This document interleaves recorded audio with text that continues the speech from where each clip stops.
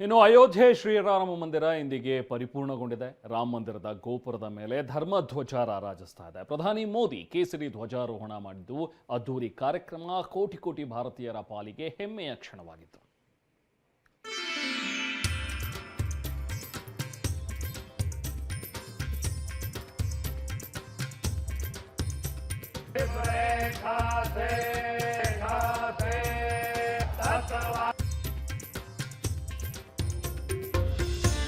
ಧರ್ಮಧ್ವಜ ರಾಮ ಜನ್ಮಭೂಮಿಯಲ್ಲಿ ಕೇಸರಿ ಧ್ವಜ ರಾರಾಜಿಸುತ್ತಿದೆ.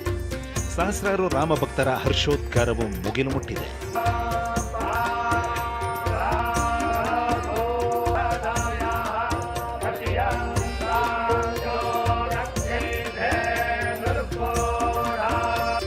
ಅಭಿಜಿನ್ ಮುಹೂರ್ತದಲ್ಲಿ ಬೆಳಿಗ್ಗೆ 11:45ಕ್ಕೆ ಪ್ರಧಾನಿ ಮೋದಿ ಧರ್ಮ ಧ್ವಜಾರೋಹಣ ನೆರವೇರಿಸಿದ್ರು.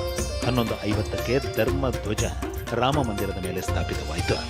ಆರ್ಎಸ್ಎಸ್ ಮುಖ್ಯಸ್ಥ ಮೋಹನ್ ಭಾಗವತ್, ಉತ್ತರ ಪ್ರದೇಶ ಸಿಎಂ ಯೋಗಿ ಆದಿತ್ಯನಾಥ್, ರಾಜ್ಯಪಾಲೆ ಆನಂದಿಬೆನ್ ಪಟೇಲ್ ಉಪಸ್ಥಿತರಿದ್ದರು. ಧ್ವಜಾರೋಹಣದ ಬಳಿಕ ಮಾತನಾಡಿದ ಮೋದಿ, ಶತಮಾನಗಳ ವೇದನೆಗೆ ಇಂದು ಪೂರ್ಣ ವಿರಾಮ ಸಿಕ್ಕಿದೆ. ರಾಮ ಭಕ್ತರ ಕನಸು ನನಸಾಗಿದೆ ಎಂದರು. ये धर्म ध्वजा केवल एक ध्वजा नहीं, ये भारतीय सभ्यता के पुनर्जागरण का ध्वज है. इसका भगवा रंग, इस पर रचित सूर्यवंश की ख्याति, वर्णित ओम शब्द और अंकित कोविदार वृक्ष राम राज्य की कीर्ति को प्रतिरूपित करता है. ये ध्वज संकल्प है, ये ध्वज सफलता है, ये ध्वज संघर्ष से सृजन की गाथा है. ಇಷ್ಟೇ ಅಲ್ಲ, ಬಸವಣ್ಣನವರನ್ನು ಕೂಡ ಪ್ರಧಾನಿ ಮೋದಿ ನೆನೆದರು. हमारे यहाँ भगवान बसवन्ना, उनके अनुभव मंटपा की जानकारी भी सीमित रखी गई.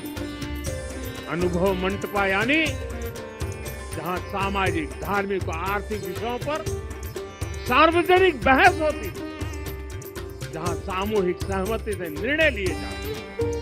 लेकिन गुलामी की मानसिकता के कारण इस भारत की कितनी ही पीढ़ियों को इस जानकारी से भी वंचित रखा गया. ಇನ್ನು ಧ್ವಜದ ವಿಶೇಷತೆ ಏನು ಅನ್ನೋದನ್ನ ತೋರಿಸ್ತೀವಿ ನೋಡಿ. 20 ಅಡಿ ಉದ್ದ, 10 ಅಡಿ ಎತ್ತರದ ತ್ರಿಕೋನಾಕಾರದ ಕೇಸರಿ ಧ್ವಜ ಇದಾಗಿದ್ದು, ಸೂರ್ಯವಂಶದ ಸೂರ್ಯನ ಚಿಹ್ನೆ, ಓಂ ಮತ್ತು ಪ್ರಾಚೀನ ಕಾಲದ ಪವಿತ್ರ ಕೋವಿದಾರ ವೃಕ್ಷದ ಚಿತ್ರಗಳಿರಲಿವೆ. ಈ 3 ಚಿಹ್ನೆಗಳು ರಾಮ ರಾಜ್ಯದ ಘನತೆ, ಏಕತೆ ಮತ್ತು ಸಂಸ್ಕೃತಿ ಸಂಕೇತವಾಗಿದೆ. ಮಂದಿರದ 161 ಅಡಿ ಎತ್ತರದ ಮುಖ್ಯ ಶಿಖರದ ಮೇಲೆ 30 ಅಡಿ ಎತ್ತರದ ಧ್ವಜಸ್ತಂಭದಲ್ಲಿ ಈ ಧರ್ಮಧ್ವಜ ಹಾರಾಡಲಿದೆ.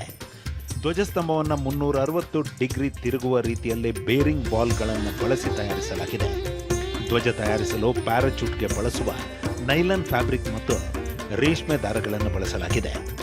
200 ಕಿಲೋಮೀಟರ್ ವೇಗದಲ್ಲಿ ಬೀಸುವ ಚಂಡಮಾರುತ ಗಾಳಿಯನ್ನು ತಡೆದುಕೊಳ್ಳುವ ಶಕ್ತಿ ಈ ಧ್ವಜಕ್ಕೆ ಇರಲಿದೆ.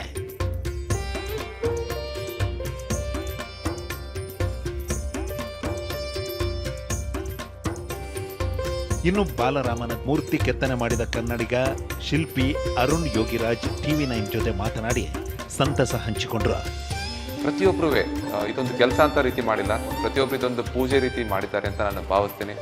ನಾನೊಬ್ಬ ಮಾತ್ರ ಅಲ್ಲ, ಅಲ್ಲಿ ಮಾಡಿದ ಪ್ರತಿಯೊಬ್ಬರೂ ಸಾವಿರಾರು ಜನ ಮಾಡಿದ್ದಾರೆ, ಲಕ್ಷಾಂತರ ಜನ ಕೆಲಸ ಮಾಡಿದ್ದಾರೆ. ಪ್ರತಿಯೊಬ್ಬರು ಅವ್ರದೇ ಆದ ಕೊಡುಗೆಗಳನ್ನ ಕೊಟ್ಟಿದ್ದಾರೆ.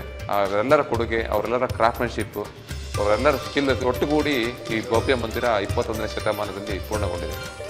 ರಾಮ ಮಂದಿರದ ಮೇಲೆ ಧ್ವಜಾರೋಹಣಕ್ಕೂ ಮುನ್ನ ಮೋದಿ ರಾಮಪಥದಲ್ಲಿ 1 ಕಿಲೋಮೀಟರ್ ರೋಡ್ ಶೋ ನಡೆಸಿದ್ರು. ರಸ್ತೆ ಇಕ್ಕೆಲೆಗಳಲ್ಲಿ ಸೇರಿದ ಜನ ಮೋದಿ ಕುಳಿತಿದ್ದ ಕಾರಿನ ಮೇಲೆ ಪುಷ್ಪ ವೃಷ್ಟಿ ಸುರಿಸಿದ್ರು. ರೋಡ್ ಶೋ ಬಳಿಕ ಅಯೋಧ್ಯೆಯ ಸಪ್ತ ಮಂದಿರ, ಶೇಷಾವತಾರ ಮಂದಿರ, ಅನ್ನಪೂರ್ಣ ದೇಗುಲಕ್ಕೂ ತೆರಳಿ ಪೂಜಿಸಿದ್ರು. ಕೊನೆಗೆ ಬಾಲರಾಮನಿಗೆ ವಿಶೇಷ ಪೂಜೆ ಸಲ್ಲಿಸಿ ಧರ್ಮ ಧ್ವಜಾರೋಹಣವನ್ನು ನೆರವೇರಿಸಿದ್ರು.